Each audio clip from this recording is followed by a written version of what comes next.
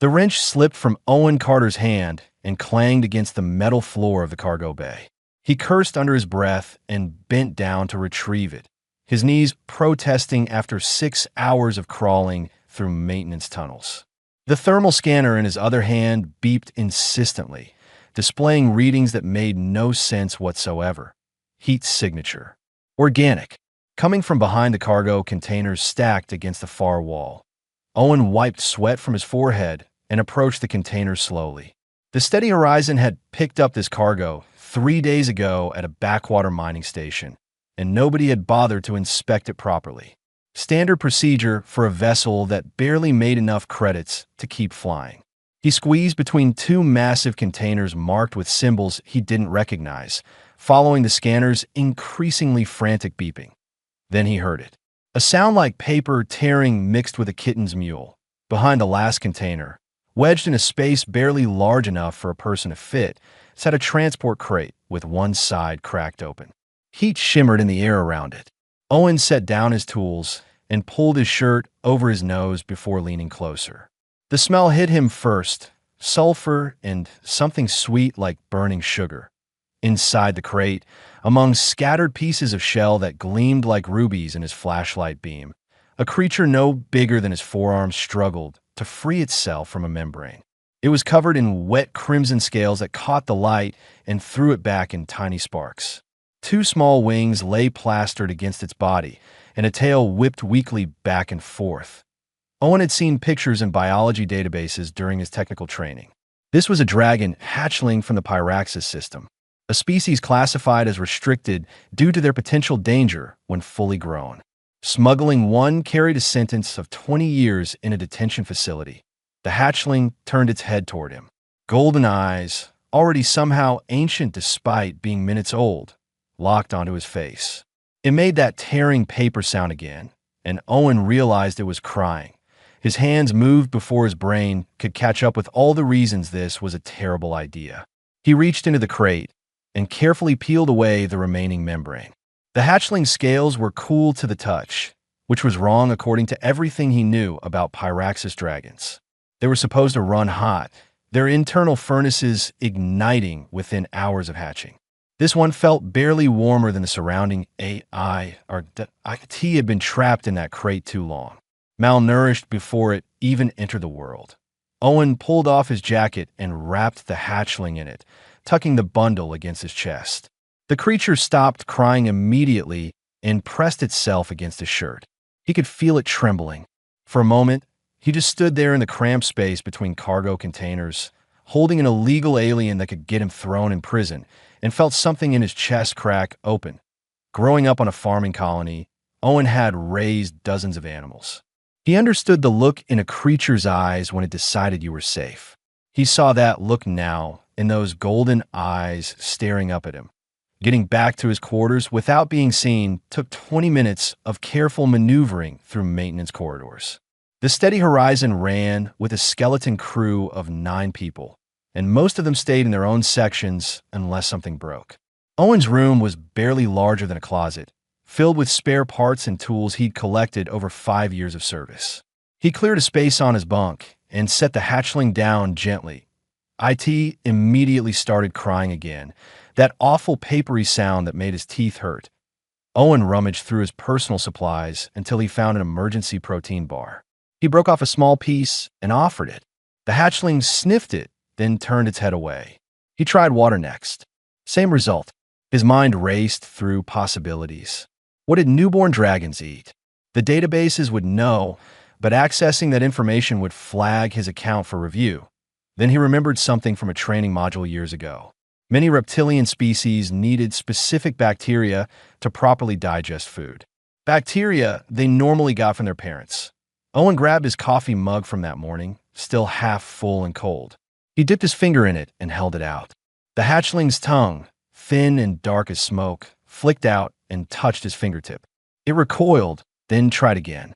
On the 3rd attempt, it began licking the coffee residue off his skin. Not the coffee itself, Owen realized. The bacteria from his mouth that had transferred to the mug. He spent the next hour carefully feeding the hatchling tiny amounts of food that he'd chewed first, feeling ridiculous and relieved in equal measure. The creature's scales gradually warmed under his hands. Color returned to its eyes. By the time it finally curled up his jacket and fell asleep, Owen's back ached and his jaw was sore, but the hatchling was breathing steadily. He sat on the floor beside his bunk and watched it sleep, knowing he'd just made a choice that would change everything. The ship's biosensors would pick up the anomaly eventually. Captain Reeves would demand answers. The authorities of the next station would get involved. But right now, in this moment, Owen had saved a life. He'd seen fear transform into trust. The hatchling's chest rose and fell in a peaceful rhythm, and one small clawed foot stretched out to rest against his hand. Owen pulled his blanket over both of them and closed his eyes, already dreading the morning but unable to regret what he'd done. Outside his door, the ship hummed through empty space, carrying its cargo of freight and secrets toward whatever came next.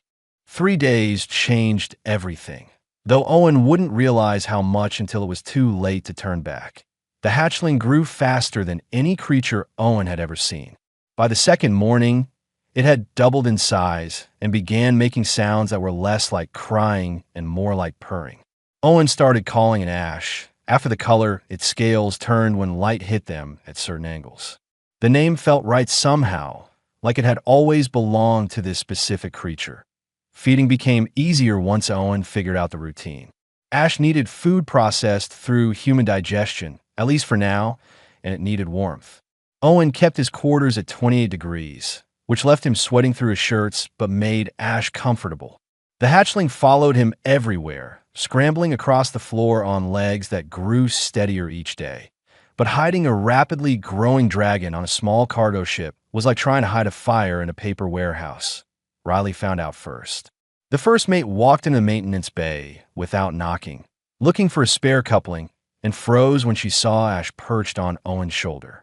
The dragon was the size of a small cat now, wings partially unfurled for balance. For a long moment, nobody spoke.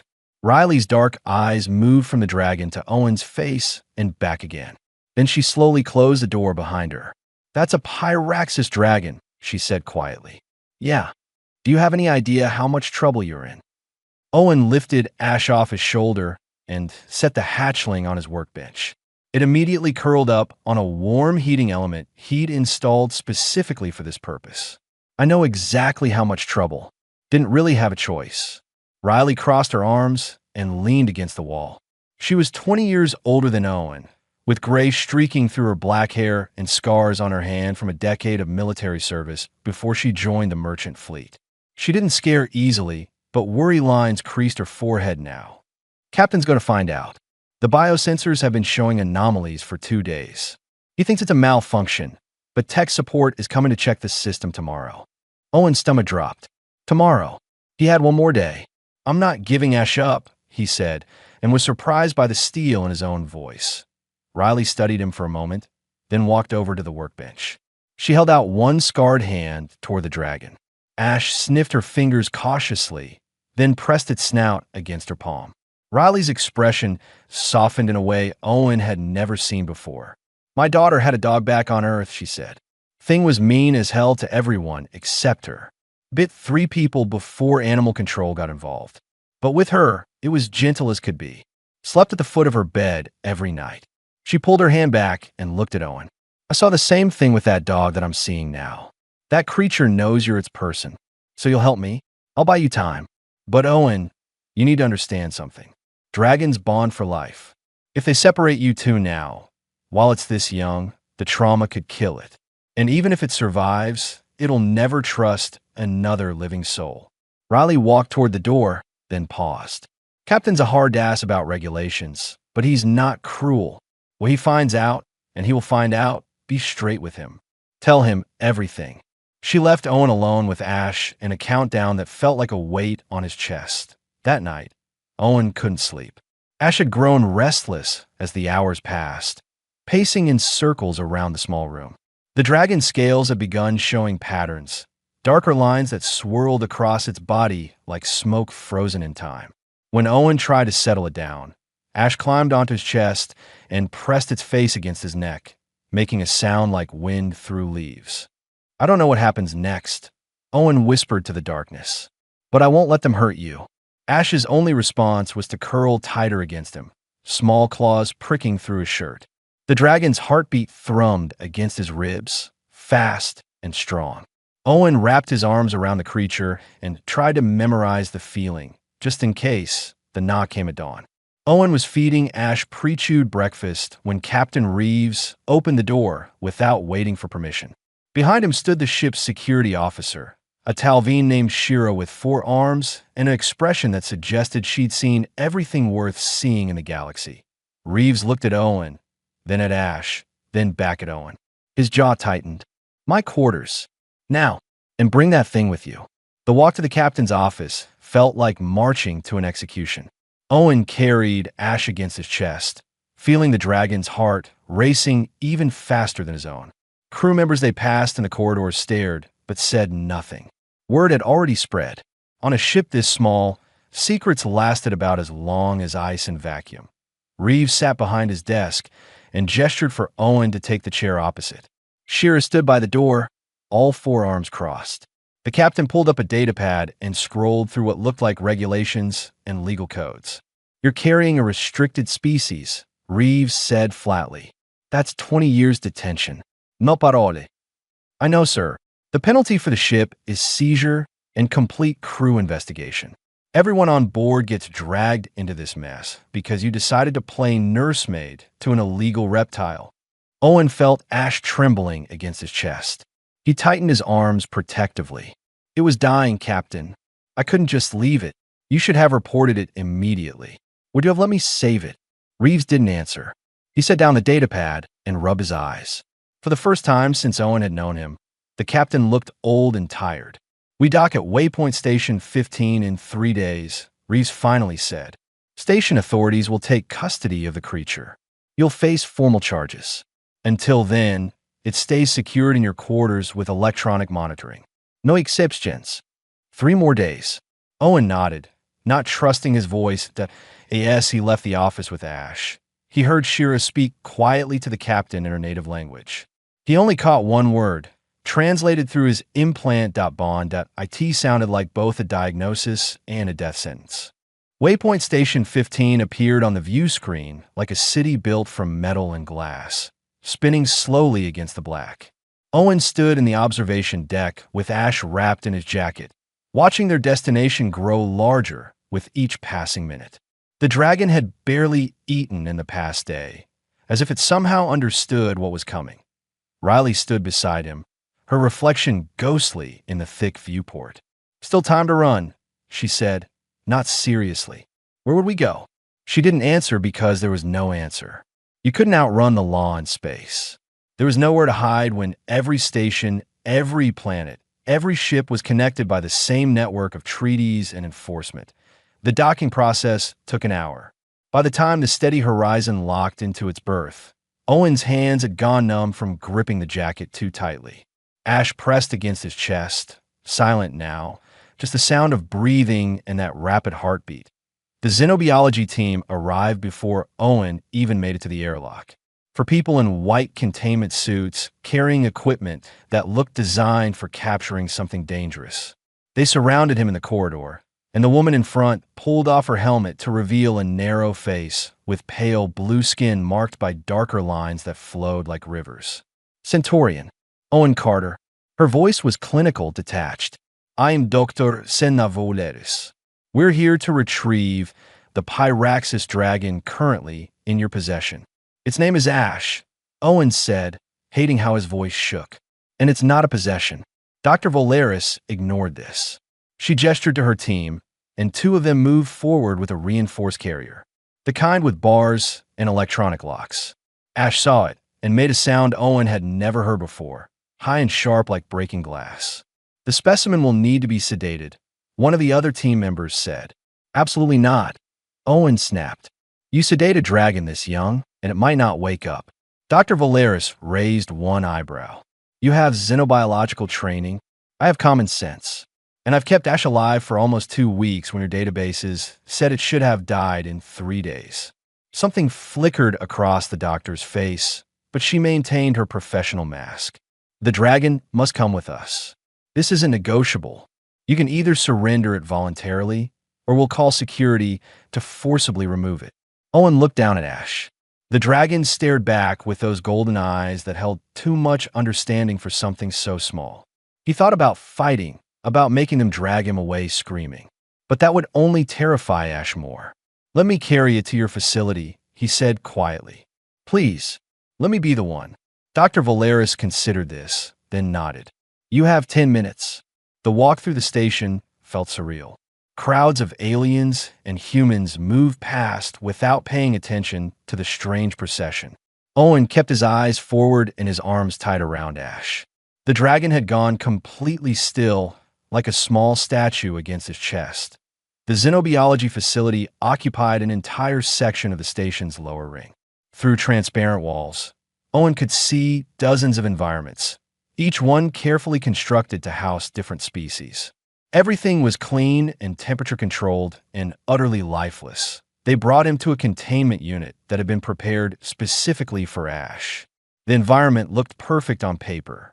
Heat lamps, Brupe substrata, even what looked like a small pool of water.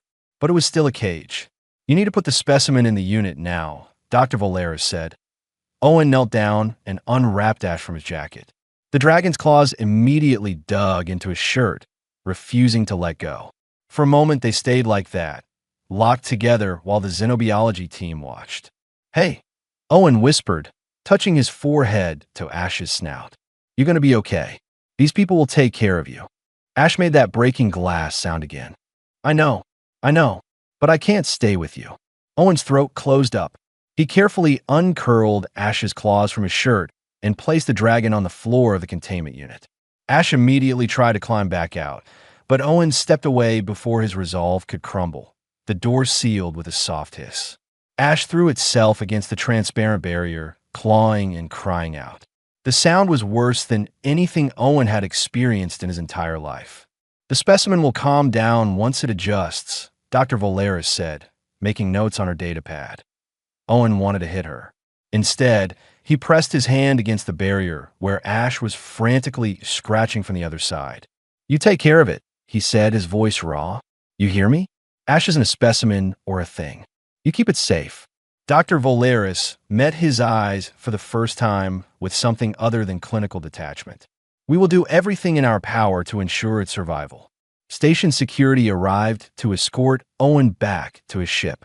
He left the facility with Ash's cries echoing down the corridor behind him. Even after the doors closed and the sound cut off, he could still hear it in his head. Riley was waiting at the airlock.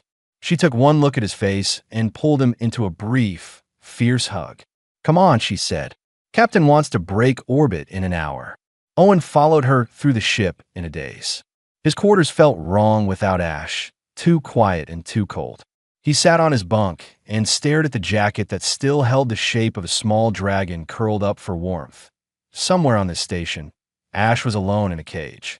It would be fed the right food and kept at the right temperature and studied by people who understood dragon biology better than Owen ever could.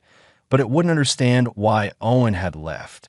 It wouldn't understand anything except that the one person it trusted had abandoned it. Owen pulled the jacket against his chest and finally let himself cry, hoping that Dr. Valeris was right and Ash would adjust, hoping that dragons were resilient enough to forget, even though he knew, deep in his bones, that neither of those things was true. Dr. Senna Valeris had studied xenobiology for 30 years across 12 different worlds. She had cataloged species that existed only in caves so deep they'd never seen light. She had watched creatures adapt to environments that would kill most beings in seconds. She considered herself unshakable in her understanding of biology and behavior. The dragon was proving her wrong. She stood outside the containment unit at hour 14, watching the small crimson creature curl into an ever tighter ball in the corner farthest from the door. It hadn't moved in 3 hours, hadn't responded to food offerings, temperature adjustments, or even the pheromone cocktail that should have triggered basic curiosity responses. "Vitals?" she asked her assistant, a young human named Pip who'd been monitoring the sensors. "Stable, but declining. Heart rate down 12%. Body temperature dropped 4 degrees. It's not hypothermia yet, but we're trending that direction. Pip frowned at her screen. It's like the dragon is just shutting down. Dragons don't shut down. They're one of the most resilient species in known space. But even as she said it, Volaris knew something was deeply wrong. She'd reviewed every case study, every research paper on Pyraxis dragons. Nothing matched what she was seeing. By hour 20, the dragon had stopped moving entirely. Its scales, which should have been bright and reflective, had dulled to the color of old ash. The readings showed it was alive, but barely. Like a machine running on emergency power, conserving every bit of energy for basic functions. Volaris called in her senior team. 5 specialists gathered around the containment unit, each offering theories that fell apart under scrutiny. Viral infection, but all tests came back negative. Genetic defect, except the DNA scans showed perfect health.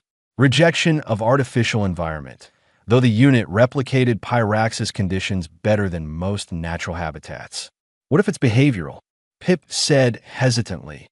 Everyone turned to look at her. The young woman flushed but continued. I mean, what if it's not biological at all? What if the dragon is grieving? Dr. Volaris felt irritation spike through her professional calm. Dragons don't grieve. They lack the neurological complexity for emotional trauma. With respect, Doctor, how do we know that?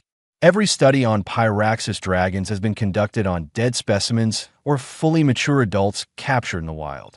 Nobody's studied hatchling psychology because transporting them is illegal. Pip pulled up data on her screen.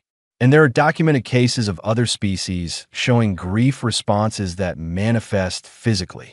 In mammals and some avian species, yes. Not reptiles. Dragons aren't exactly standard reptiles, though, are they? Another team member spoke up, a Hervin with the kind of tentative voice people used when disagreeing with authority. Their brain structure is closer to dolphins than to lizards. The neural density suggests high-level cognition. Volaris wanted to dismiss this. Every instinct trained into her over 3 decades screamed that animals were animals, that anthropomorphizing them led to bad science. But she was watching a dragon die for no medical reason, and pride was a poor substitute for results. Pull up everything we have on human-dragon interactions, she ordered. The answer, as it turned out, was almost nothing. Dragons were too rare, too regulated, too dangerous to study in proximity to other species. But there were references, scattered mentions in old texts about dragons bonding to specific individuals during a critical development window. Hour 36. The dragon's heart rate had dropped another 15%. It barely registered when they entered the containment unit to perform another examination. Its breathing was shallow, eyes half closed. It's dying, Pip said, her voice cracking. We have to do something. Volaris stood in the center of her pristine laboratory, surrounded by the best equipment money could buy in decades of accumulated knowledge, and admitted the truth to herself. We don't know how to save it. The silence that followed was broken by alarms. The dragon's vital signs were entering critical levels. They had hours at best, maybe less. Contact Owen Carter, Volaris heard herself say. Her team stared at her. Pip recovered first. The human from the cargo ship? They left the station 2 days ago. Then find them. Send an emergency transmission. Offer to pay for fuel, docking fees, whatever it costs. Volaris looked at the dying dragon and felt something she hadn't experienced in years. Fear of being wrong. If this creature bonded to that human during a critical imprint period, then he's not just familiar. He might be necessary for survival. The communication went out within minutes, flagged as urgent. But the steady horizon was 3 days away at maximum speed. Even if they turned around immediately, it would be 6 days before Owen Carter could return to the station. The dragon didn't have 6 days. It barely had 6 hours. Volaris did everything she could think of. She tried playing recordings of Owen's voice that she'd pulled from security footage. The dragon's ears twitched once, then went still. She attempted to introduce compatible species as companions. The dragon didn't react. She even broke protocol and sat in the containment unit herself, speaking softly, but the creature showed no awareness of her presence. By hour 48, The xenobiology team worked in near silence, each person performing their duties with mechanical precision while watching something they couldn't explain and couldn't fix. The dragon lay on its side now, scales so dull they looked gray. Its breathing came in stutters. Pip sat outside the containment unit during her break, eating nothing, just staring at the small, failing creature. "I have a brother," she said quietly. "When he was 5, he had surgery and they wouldn't let my mom stay with him in recovery. He cried for 6 hours straight until he made himself sick. They finally broke the rules and brought her in. He stopped crying the second he saw her." Valeris wanted to say that wasn't the same thing, that humans and dragons were different, that science didn't work on anecdotes and feelings. But she was tired, and the dragon was dying, and maybe Pip understood something that all of Valeris's education had missed. "The human better get here in time," was all she said. Hour 56. The dragon's heart rate dropped below critical threshold. Staff prepared end-of-life protocols. Hour 60. A message arrived from the steady horizon. They were coming back. The message came through while Owen was elbow-deep in a cooling system that had decided to malfunction at the worst possible time. His communicator buzzed against his hip, displaying an emergency priority flag that made his heart stutter. He wiped grease off his hands and opened the transmission to Doctor. Senna Valeris appeared on the small screen, and Owen's first thought was that she looked exhausted. Her pale blue skin seemed duller than before, the dark lines across her face more pronounced. When she spoke, her clinical detachment had vanished. "Mr. Carter, the dragon is dying. We've tried everything within our medical capabilities, but it's not responding to treatment. It's not eating, not moving, barely breathing." She paused, and Owen saw something in her expression he hadn't expected. "Shame. I was wrong about the nature of the bond. I need you to come back." Owen's hands went numb. "How long does it have?" "Hours. Maybe a day if we're fortunate. I'm authorizing full compensation for fuel and docking fees. The station will cover all costs." "I don't care about the money," Owen said, already moving toward the bridge. "We're turning around now." Captain Reeves was reviewing cargo manifests when Owen burst onto the bridge. Riley was there too, checking navigation data. They both looked up as Owen started talking, words tumbling over each other in his urgency to explain. Reeves held up one hand to stop him. "I got the same message. Already started calculating the return trajectory." Owen stared at him. "Sir, you think I made a stone?" Reeves pulled up the navigation display. 3 days at maximum burn. We're running the engines hot, which means maintenance costs come out of this quarter's profits. The crew already voted unanimously to authorize it. "We did." Owen looked at Riley, who smiled. "Shira started the vote," she said. "Turns out Talveen have stories about bonding too. Old ones from before their species got all civilized and forgot how to feel things." Owen felt something crack in his chest, but this time it wasn't breaking. "Thank you. Save your thanks for when we actually get there in time," Reeves said gruffly.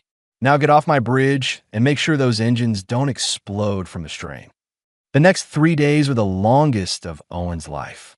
He worked 20-hour shifts, keeping the steady horizon running at speeds it wasn't designed for. The ship rattled and groaned like a living thing in pain. Warning lights flashed constantly. Owen ignored them all, coaxing every bit of power from systems that should have shut down for safety protocols.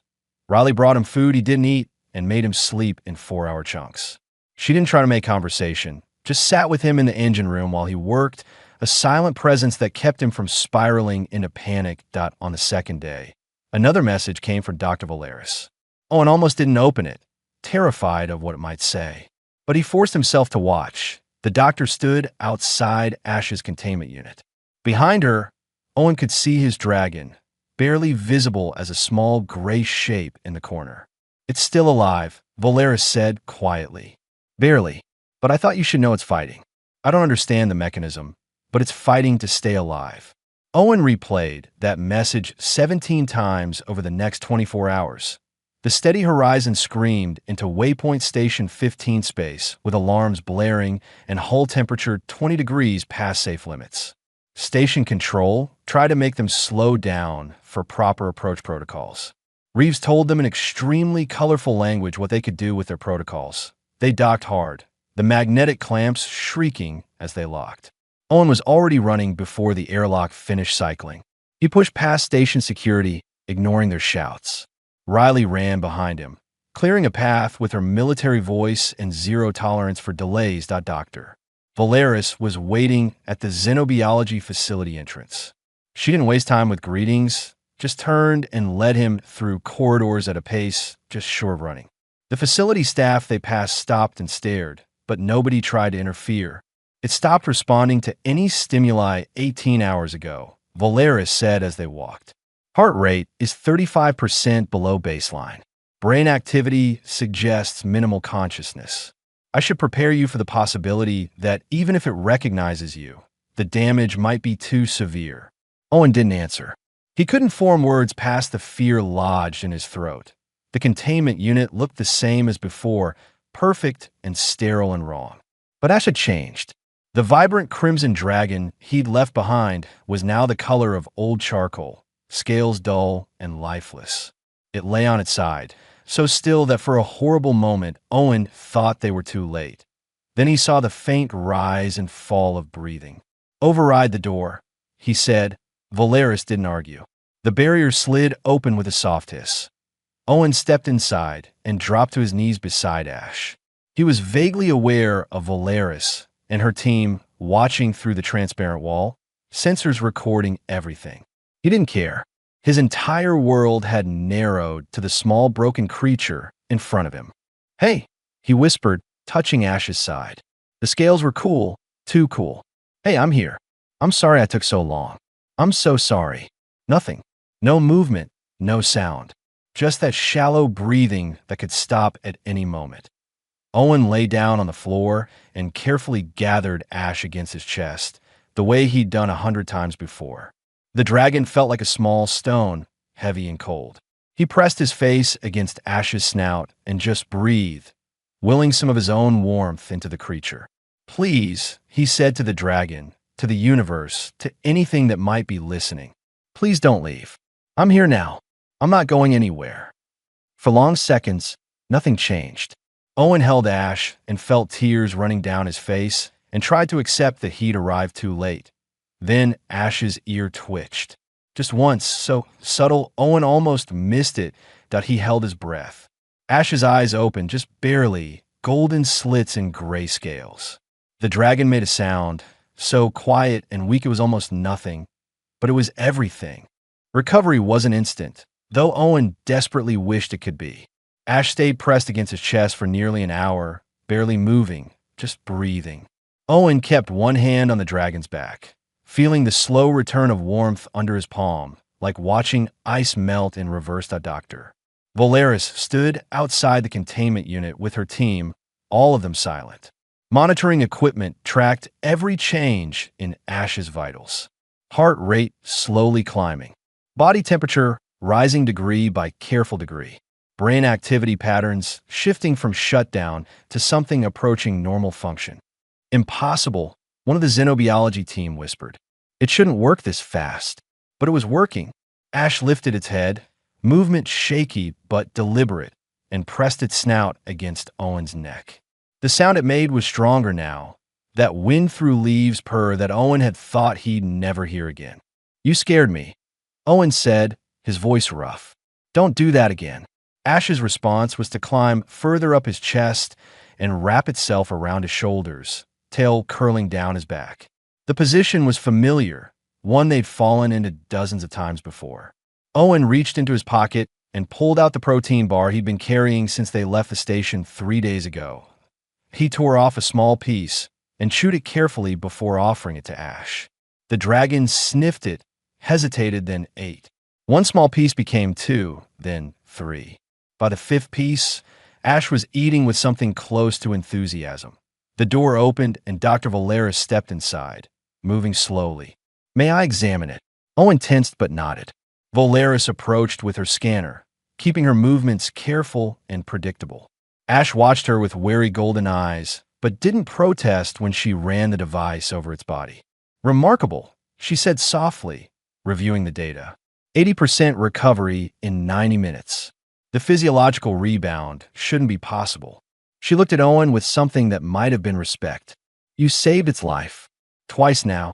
Will they still take Ash away? Owen asked, dreading the answer. Valeris was quiet for a long moment. Then she turned and addressed the observation room where station authorities had gathered. I need to speak with Station Administrator Grant. Immediately. 20 minutes later, Owen sat in a conference room with Ash curled on his lap and what felt like half the station's bureaucracy staring at them. Dr. Valeris stood at the head of the table with data, displays showing Ash's near death and recovery. This is unprecedented, she said, her clinical voice firmly back in place. We've documented the first confirmed case of imprint bonding between a Pyraxis dragon and a human. The bond is not only psychological, but physiological. Separation caused systematic shutdown of non-essential functions. The dragon was essentially dying by choice. Administrator Grant, a heavy-set human with gray hair and a permanent scowl, leaned forward. So you're saying if we separate them again, it'll kill the creature? Most likely, yes. And even if the dragon survived, the psychological trauma would prevent it from forming healthy social bonds with any species. It would be functionally broken. This is still an illegal possession of a restricted species, Grant said, but his voice lacked conviction. Under normal circumstances, yes. But these aren't normal circumstances. Valeris pulled up another display. Pyraxis dragons are classified as restricted due to their danger when fully grown. But we have no data on raised versus wild dragons. Every dragon in documented history has been wild-caught, which means aggressive and territorial. We have an opportunity here to study a dragon raised in proximity to other species from hatching. Owen held Ash a little tighter. I'm not letting you use Ash as an experiment. I'm not suggesting we do, Valeris said. I'm suggesting we grant you legal guardianship under scientific observation. Regular check-ins, behavioral documentation, proof of proper care. In exchange, Ash remains with you. Grant looked skeptical. You want to give a cargo technician custody of a creature that grows to 12 meters and breathes fire? I want to acknowledge reality, Valeris countered. The bond exists whether we approve it or not. We can work with it, or we can cause unnecessary death. Those are our options. The room dissolved into arguing. Regulations were cited and dismissed. Someone brought up insurance liability. Someone else mentioned precedent cases with other species. Owen stopped listening and focused on Ash, who had fallen asleep against his chest, breathing steady and warm. Riley appeared in the doorway and caught his eye. She gave him a small nod that somehow conveyed both support and confidence. Behind her, he could see other crew members from the steady horizon, even Captain Reeves, waiting in the corridor. The debate lasted 2 hours. In the end, it came down to simple practicality. They couldn't separate Owen and Ash without killing Ash. They couldn't imprison Owen for 20 years with a dragon that would die without him. And nobody particularly wanted to be responsible for the death of a potentially intelligent species because of bureaucratic inflexibility. Administrator Grant signed the authorization with obvious reluctance. One incident, Mr. Carter. One complaint about that creature, and this arrangement is terminated. Understood. Understood. Owen said, barely believing it was real. The paperwork took another hour. Owen signed documents promising regular veterinary care, behavioral monitoring, and immediate reporting of any aggressive tendencies. Dr. Valeris added her own notes about the scientific value of the study. By the time everything was finalized, Ash had woken up and was chewing on Owen's shirt collar. I'll need to see you both monthly for the first year, Valeris said as they prepared to leave. After that, quarterly unless issues arise. She paused, then added quietly, I apologize for my initial handling of the situation. I'll let protocol override judgment. Owen met her eyes and saw genuine regret there. You called us back. That's what mattered. They returned to the steady horizon together, Owen carrying Ash and Riley walking beside them.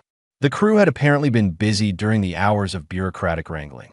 Owen's quarters had been expanded, the walls knocked out to combine his room with an adjacent storage space. Someone had installed proper heating elements and ventilation. There was even a padded platform that looked suspiciously like a dragon-sized bed. Crew voted on it. Riley explained at his shocked expression. Figured if we're keeping a dragon on board, we should do it properly. Owen looked around at the faces of people he'd worked with for years, but never really connected with.